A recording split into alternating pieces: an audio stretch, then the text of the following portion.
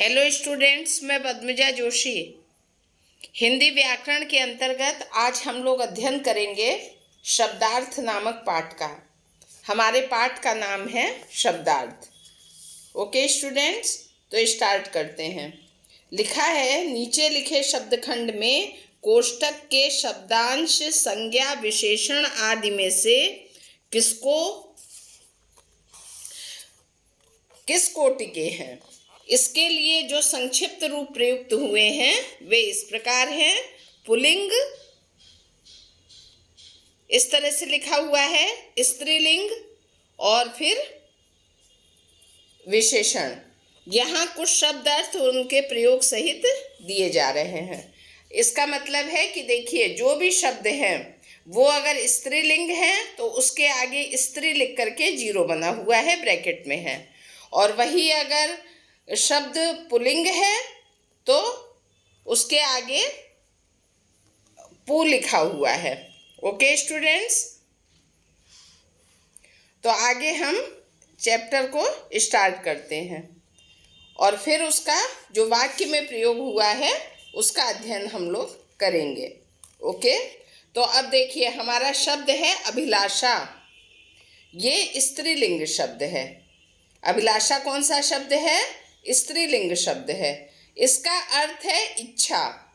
Okay, अब इसका प्रयोग है, उसकी अभिलाषा सैनिक बनने की है।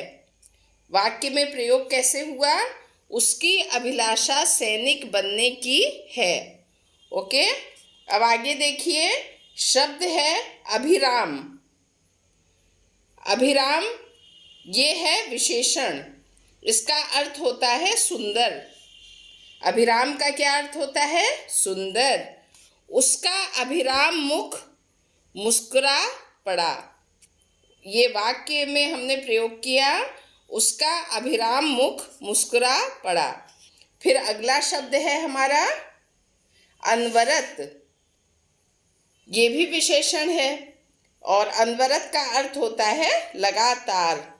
किसी काम में अनवरत लगे रहना चाहिए। किसी काम में अनवरत लगे रहना चाहिए, ये वाक्य हो गया।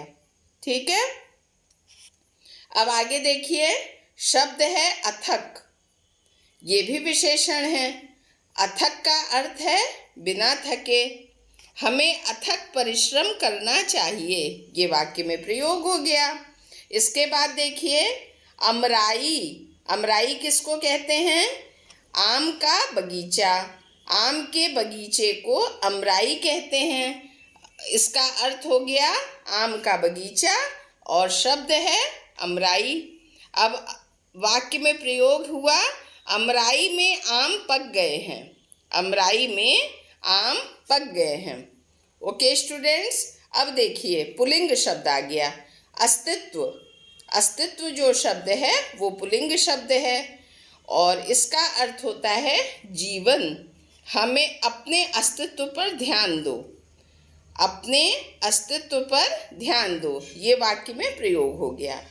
इसके बाद है असाध्य। ये भी विशेषण है। ये विशेषण शब्द है असाध्य। इसका अर्थ है न ठीक होने वाला। अब वाक्य में प्रयोग हुआ, कैंसर एक असाध्य बीमारी है। इसके बाद अगला शब्द है अभिवादन। ये भी पुल्लिंग शब्द है। इसका अर्थ है प्रणाम। अभिवादन का क्या अर्थ होता है? प्रणाम। छात्रों ने शिक्षक का अभिवादन किया। इसके बाद अगला शब्द है अंबार। शब्द है अंबार और अर्थ क्या है? ढेर। और वाक्य में प्रयोग है, वहाँ कूड़ों का अंबार लगा है।